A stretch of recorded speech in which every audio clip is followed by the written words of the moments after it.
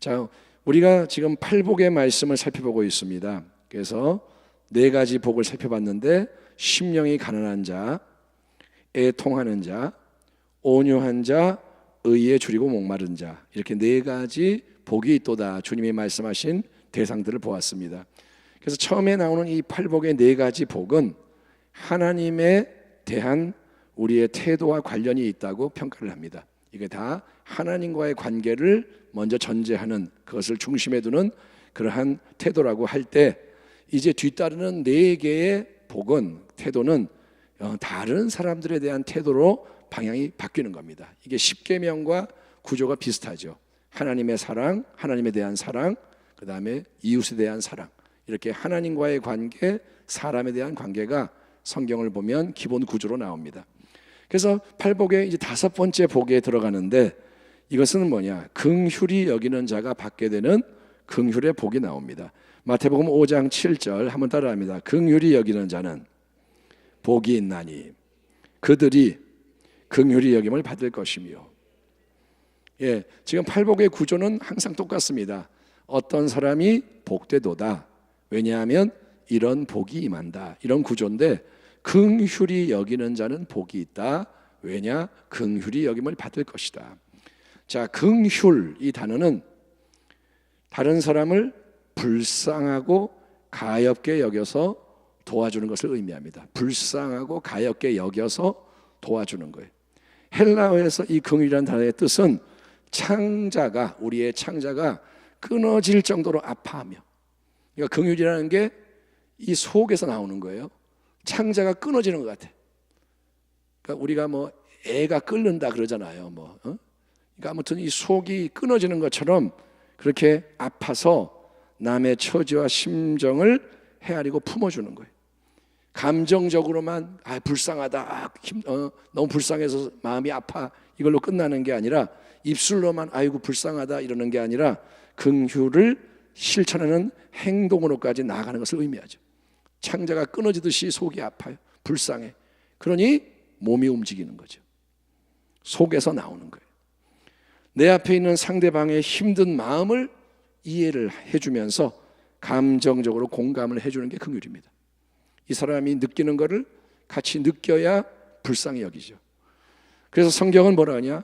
우는 자와 함께 울라라고 말씀합니다. 따라합니다. 우는 자와 함께 울어라. 옆에서 사람이 울어요. 근데 울지 마 그러고 가는 게 아니라 같이 우는 거예요. 사람이 울 때는 함부로 조언하지 마십시오. 그 말이 상처가 될 때가 많아요. 울 때는 같이 우는 게 최고예요. 우는데 같이 울면 그 사람이 치유가 돼요. 예.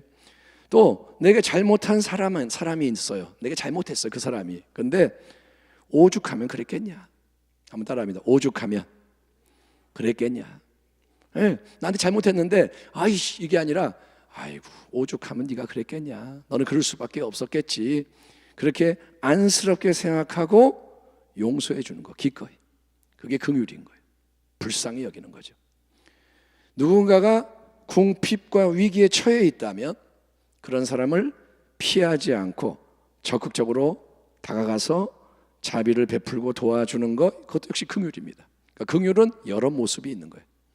마음을 헤아려 주는 거, 용서해 주는 거, 도와주는 거. 성경에서는 이런 긍휼을 행하라, 이 명령이 자꾸 나옵니다. 이사야 58장에 보면 금식에 대해서 이런 말이 나옵니다. 하나님의 말씀하시기를 내가 기뻐하는 금식은 흉악의 결박을 풀어주며 멍에의 줄을 끌어주며 압제당하는 자를 자유하게 하며 모든 멍에를 꺾는 것이 아니겠느냐. 또 줄인 자에게 네 양식을 나누어 주며 유리하는 빈민을 집에 들이며 헐벗은 자들을 보면 입히며 또 내 골육을 피하여 스스로 숨지 아니하는 것이 아니겠느냐. 이 금식에 대한 말씀을, 내가 기뻐하는 금식은 흉악의 결박을 풀어주며, 금식기도 하면 결박이 풀어진다, 금식기도 하면 멍에가 끌어진다, 압제에서 자유케 된다, 그렇게 이제 금식의 능력을 하고 선포하는 경우가 있는데, 본문의 맥락은 그게 아니고 하나님이 기뻐하는 금식이 뭐냐? 그거는 금식만 하는 게 아니라 불쌍한 자를 풀어주는 거예요. 가난한 자를 도와주면서, 그러면서 금식을 하라는 거예요. 남을 학대하면서 주여 금식합니다, 나에게 은혜를 주세요, 능력을 주세요, 그게 아니라 네가 금식을 한다면 옆에 있는 사람에게 선을 행하고 긍휼을 베풀고, 그래야 내가 기뻐하는 금식이 아니겠냐, 그 말이에요. 아멘. 그러니까 사랑하면서 금식을 해야 그게 하나님이 기뻐하는 금식이지, 남을 미워하고 막 남하고 싸우면서 금식해봤자 그게 연락이 안 된다는 거예요. 갈라디아서 6장 2절, 너희가 짐을 서로 지라 그리하여 그리스도의 법을 성취하라. 따라합니다. 짐을 서로 져라. 남의 짐을 져주라 이거예요. 내 짐을 내가 감당할 뿐 아니라 여력이 있는 만큼 남의 짐을 져주는 거예요. 그럴 때 그리스도의 법을 성취한다. 사랑을 할 때 그리스도의 법을 성취하는 거예요. 내가 힘이 세니까 내 짐을 지고 가벼워, 너 힘드냐? 잘해봐, 이게 아니라 내가 내 짐을 감당할 수 있다면, 여력이 있다면 네 짐도 내가 좀 져줄게, 그렇게 하는 거예요. 그러니까 자기 짐도 감당하지 못하면서 남의 짐을 지라는 얘기는 아닙니다. 내가 성숙한 만큼, 하나님이 힘을 주신 만큼 그걸로 남을 섬기면 그리스도의 법을 성취한다. 그러면서 유명한 말씀, 우리가 선을 행하되 낙심하지 말지니.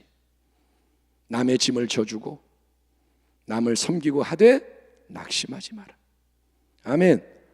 이거 했는데 알아주지 않아요. 이거 했는데 변화가 일어나지 않아. 내가 선을 행했는데 남이 날 배신했어. 낙심하지 말라는 거예요. 포기하지 아니하면 때가 이름에 거두리라. 아멘. 그러므로 우리가 기회 있는 대로 모든 이에게 착한 일을 하되 더욱 믿음의 가정들에게 할지니라. 아멘. 그러니까 예수님의 성경의 말씀은 선을 계속 행하라는 거예요. 상황이 어떻든 당장 뭘 받으려고 그러지 말고 손해보고 계속 어려워도 그 길을 가면 때가 이르면 거두리라. 아멘. 때가 이르면 거둬요. 하나님이 보고 계세요. 그걸 잊지 마세요. 하나님이 계시기 때문에 진리대로 사는 거예요. 스스로를 챙기는 것도 버겁고, 세상이 자기 가족들 돌보기도 버거운 세상살이 속에서 이렇게 남을 불쌍히 여기고 배려하고 자비를 베푸며 산다는 것은 절대로 쉽지가 않습니다. 성경에 써 있지만 쉽지 않아요. 그렇잖아요. 예수님의 모든 말씀이 그렇듯이 행하기가 어려워요. 예수님의 모든 말씀 쉽지 않아요. 예수님이 하는 말씀은 쉬운 말씀이 하나도 없어요. 그러나 긍휼은 뭐냐? 하나님의 마음입니다. 긍휼은 하나님의 뜻입니다. 아멘 합시다. 우리 하늘 아버지께서 우리를 향해 먼저 품으셨고 예수 그리스도를 통해 온 세상 앞에 나타낸 그분의 마음이 뭐냐? 하나님의 마음이 긍휼이라는 거예요. 에베소서 2장 4절에서 7절, 긍휼이 풍성하신 하나님이, 따라합니다. 긍휼이 풍성하신 하나님. 하나님은 어떤 분이냐? 긍휼이 풍성하시다. 그 하나님이 우리를 사랑하신 그 큰 사랑을 인하여 허물로 죽은 우리를 그리스도와 함께 살리셨고, 너희는 은혜로 구원을 받은 것이라. 또 함께 일으키사 그리스도 예수 안에서 함께 하늘에 앉히시니, 이는 그리스도 예수 안에서 우리에게 자비하심으로써 그 은혜의 지극히 풍성함을 오는 여러 세대에 나타내려 하십니다. 하나님은 우리에게 먼저 긍휼과 자비를 베푸셨습니다. 그걸로 하나님이 어떤 분이신지를 온 세상 만민 여러 세대에 보여주기 원하시는 거예요. 사도 바울에게 긍휼을 베푸셨잖아요. 그래서 우리는 사도 바울의 이야기를 보면서 하나님의 긍휼을 찬양하는 거예요. 바리새파 원수였던 바울이 하나님의 긍휼로 사도가 되었구나. 그래서 하나님을 찬양하게 그렇게 만드시는 거예요. 우리의 인생도 마찬가지. 저 인생이 하나님의 긍휼을 입어서 저렇게 변화가 됐구나. 하나님 위대하시구나. 하나님은 그렇게 그분의 영광을 위해, 은혜의 영광을 위해 우리의 긍휼을 베푸신다 이거예요. 하나님은 긍휼이 풍성하십니다. 긍휼이 무한하십니다. 따라합니다. 하나님의 긍휼은 끝이 없다. 다함이 없다. 쇠함이 없다. 우리는 하나님께 그래서 긍휼히 여겨주심을 수시로 구할 수 있고 구해야 하는 것입니다. 하나님의 긍휼은 끝이 없기 때문에 긍휼을 우리는 구할 수 있고 구해야 한다. 아멘.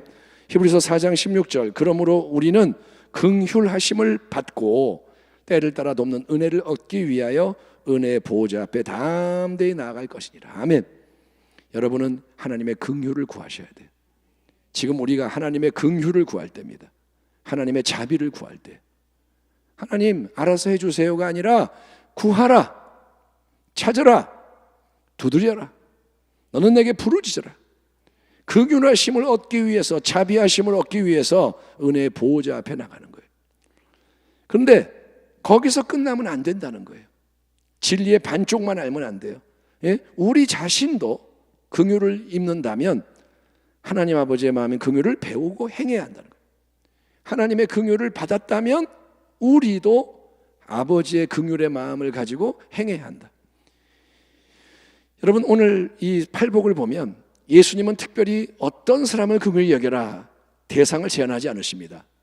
예수님 말씀에 너는 누구를 긍휼히 여겨라 이렇게 대상을 정하지가 않고 그냥 긍휼히 여기는 자는 복이 있다 이렇게 선언하시는 거예요.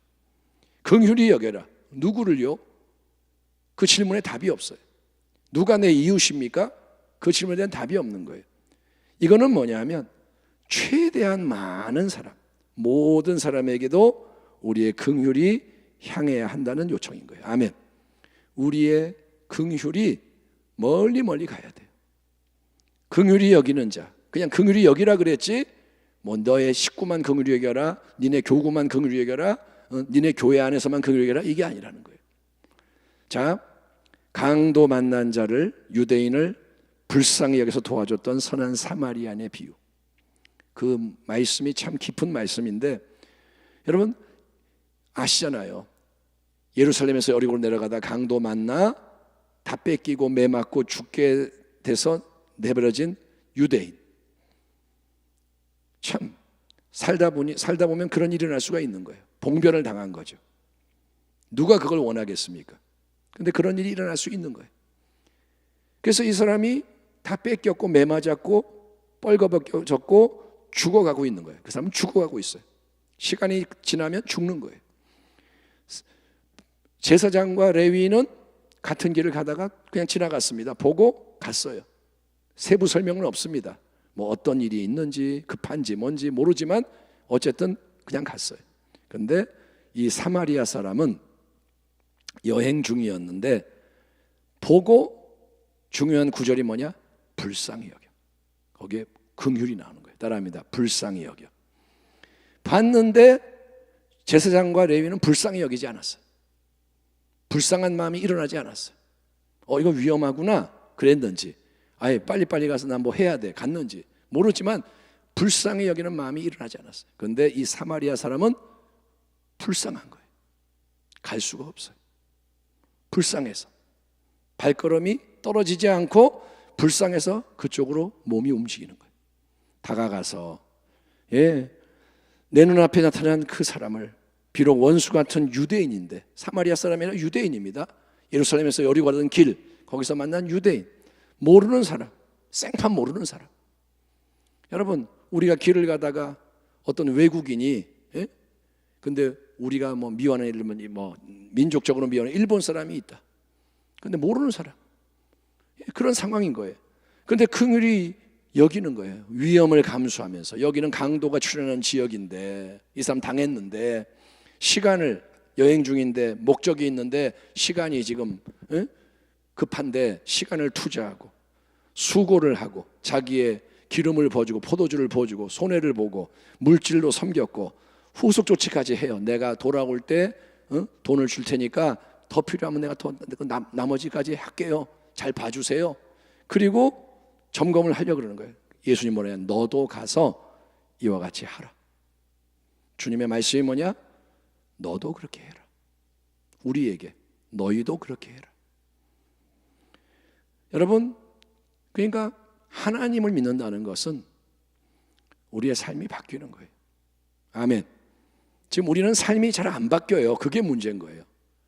교회를 다니고 직분이 있고 교회 안에서 뭐 샬롬 하지만 하나님의 말씀을 알지만 그 말씀이 우리를 변화시키지 못하고 살아가는 거예요. 언제까지 이렇게 살아도 될까요? 언젠가는 변화될까요? 교회 계속 다니면? 아니요. 우리가 싸워야 돼요. 그냥은 변화 안 돼요. 우리가 교회 학교 다음 세대를 위해 싸워야 할 부분이 뭐냐면, 어떤 전문가가 얘기한 거예요. 애들이 지금은 어리니까 잘 모르지만 교회 다니다 보면 믿음이 생기겠죠. 아니요. 교회 다닌다고 믿음이 생기지 않아요. 머리가 커질수록 믿음이 안 생겨요. 어릴 때, 가장 어릴 때부터 진리로 다루심을 받게 해야 되는 거예요. 아멘. 부모님이 그걸 책임지고 해야 되는 거예요. 교회 학교에 맡겼다고 끝이 아니라 부모님이 내 품에 안고 기도하며 말씀을 먹이며 훈육하며 해서 이 아이가 신앙을 물려받도록 만들어줘야 되는 거예요. 의지를 꺾어야 돼요. 저는 그렇게 생각합니다. 애들 그냥 뭐 오냐오냐 한다고 애가 뭐 사랑받고 잘 클 것 같아요? 아니요. 웨슬리의 엄마가 그런 얘기를 했어요. 웨슬리의 엄마가 많은 자녀, 존 웨슬리뿐 아니라 뭐 찰스 웨슬리 많은 자녀를 잘 키웠는데 어릴 때 의지를 꺾으라 이거야. 하나님께 복종시키고 부모의 권위에 복종시키고. 그러니까 우리가 지금 정말 하나님의 성령에 충만해서 이 아이를 녹일 수 있다면 모르겠지만, 그런 매를 안 들고 사랑으로 녹일 수 있겠죠. 그게 아니라면 훈육을 잘 해야 됩니다. 내 자식 기죽지 말라고 그냥 오냐 남이 뭐라 그러면 왜 우리 자식 뭐라 그래요? 그래가지고 이 나라가 질서가 없고 그냥 권위도 없고 그냥 막 그렇게 하는 거예요. 어쨌든 여러분, 중요한 건 뭐냐면 시간이 지난다고 우리가 믿음이 생기는 게 아니에요. 말씀에 복종하는 것을 훈련을 해야 됩니다. 여러분이 오늘 이 말씀을 들었잖아요. 긍휼히 여기는 자가 복이 있으니, 강도 맞는 자를 만났을 때 긍휼히 여기는 마음이 올라오면 내가 이걸 사명으로 받아들여야 하는구나. 지극히 작은 자를 불쌍히 여겨라, 섬겨라. 예수님은 도전하십니다. 네가 나를 믿느냐? 그러면 지극히 작은 자를 귀히 여기고 불쌍히 여겨라, 섬겨라. 그 속에서 너는 모르지만 네가 나 예수를 섬기는 역사가 일어날 수 있다. 나는 불쌍한 사람을 도와줬어요. 불쌍해서. 예수님이 뭐라 하냐면 네가 나에게 양식을 주었다. 네가 내가 목마를 때 마시게 하였다. 내가 헐벗을 때 네가 옷을 입혀주었다. 내가 아팠을 때 네가 찾아왔다. 내가 감옥에 들어갔을 때 네가 나를 방문해 주었다. 주님이 마태복음 25장에서 그렇게 말씀하시는 것을 보면 주님은 이렇게 예배 드릴 때 여기에만 계시는 분이 아닙니다. 지극히 작은 자 안에 예수님이 계시다는 거예요. 그러니까 우리는 서로에 대해서 새로운 관점, 진리의 관점에서 봐야 되는 거예요. 사람 안에, 형제 안에, 자매 안에 예수님이 계시는 거예요. 아멘. 예수님을 사랑하십니까? 그러면 서로를 사랑해야 되는 거예요. 왜냐하면 예수님이 사랑하는 그 사람을 내가 미워하면서 예수를 사랑할 수가 없어요. 그 사람 안에 있는 예수를 존중하지 않으면서 예수를 사랑할 수 없어요. 예수님은 우리의 생각과 느낌보다 크신 분입니다. 예배 때만 예수 우리 왕이여가 아니라 삶 속에서도 예수님이 여기저기 사람 속에 숨어 계시는 거예요. 그 예수님을 섬기는 자가 되기 바랍니다. 아멘. 마음을 넓게 가지세요. 긍휼히 여기는 자가 되십시오. 저도 그런 목사가 되어야 되고 여러분도 그러한 성도가 되어야 합니다. 따라합니다. 하나님의 나라에서는 사랑하는 자가 큰 자다. 더 많이 사랑하는 자가 큰 자예요. 예, 하나님 나라에서는 사랑이 넘치는 자가 예수를 닮은 자고 그 사람이 큰 자라는 거예요. 교회 안에 세상의 생각이 너무 많이 들어와 있어요. 장로님, 뭐 권사님, 목사님, 전도사님, 뭐 이 직분을 어떤 뭐 서열로 여기는데 그건 아닙니다. 내가 윗사람이니까 나를 섬겨가 아니에요. 큰 자는 작은 자를 섬겨야 돼요. 그게 하나님의 나라의 질서입니다. 그러니까 우리가 말씀에 비추어서 돌아보고 삶을 바꿔야 돼요. 아멘. 어떤 어려움이 있을 때 내가 할게요. 내가 할게요. 이렇게 해야 되는 거예요. 서로 내가 할게요. 네가 안 해? 네가 안 해? 예? 그러니까 우리 교역자들이 이래서 커피 같은 거 시킬 때 막내가 해? 아니요. 그거는 이제 바꿔야 할 부분입니다. 내가 할게요. 그런 식으로 우리 모두가 섬기는 거예요. 내가 지역장인데 구역장 네가 나 안 섬겨? 이게 아닙니다. 내가 큰 자가 섬기는 거예요. 예수님이 본을 보이셨잖아요. 그러니까 우리가 그 길을 가는 교회가 될 때 하나님의 영이 임하시고 하나님의 능력이 임하고, 아멘. 그러니까 이거를 계산하면서 내가 이렇게 하니까 너도 해야지 이런 게 아니에요. 자기를 잊어버리는 거예요. 그냥 속에서 나와서. 따라합니다. 사랑은 자기를 생각하지 않는다. 어떤 이제 그 말이 굉장히 와닿는데, 사랑은 자기를 생각하지 않는다. 계속 밖으로 나가는 거예요. 사랑은 밖으로 나가는 거예요. 남에게로, 더 낮은 데로. 그게 사랑인 거예요. 그러니까 자기를 생각한다는 자체가 뭐냐? 사랑이 아니라는 거예요. 예수님의 사랑은 자기를 잊어버리고 하나님 계시고 이웃이 있고, 내가 하나님을 어떻게 기쁘시게 할까? 어떻게 남을 행복하게 할까? 거기에 마음을 다 뺏기는 게 사랑이라는 거예요. 사랑에 빠지면 그렇잖아요. 그 사람 잘해주고 싶잖아요. 그런 사랑으로 우리가 충만해질 때 하나님의 나라가 임하고 하나님의 뜻이 이루어집니다. 아멘. 자, 우리 여기까지 하고 이제 이 말씀은 이제 한 주 지나서 이어가도록 하겠습니다. 아무튼 우리는 말씀대로 가야 하니까 하나님 더 말씀으로 우리를 도전해 주세요. 말씀에 찔려지게 해주세요. 하나님 불편해도 도망가지 않게 하시고, 아멘. 수술을 잘 받게 하시고, 그래서 하나님 이 골든타임에 하나님 편으로 쫙 넘어갈 수 있도록, 그래서 하나님 영광을 위해 우리가 전진하며 승리할 수 있도록 도와주세요.